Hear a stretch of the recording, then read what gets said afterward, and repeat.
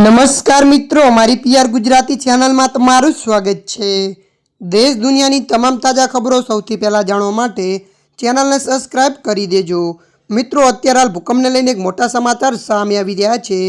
जी हाँ मित्रों, आपने जणावी दीए के भूस्खलन पछी हवे चीन में बीजी आफत। त्यारे मित्रों, विगतवार आपने बात करवामां आवे तो शुक्रवारे सवारे चीनना तिबेट क्षेत्र में भूकंपना तीव्र आंचका अनुभवाया हता।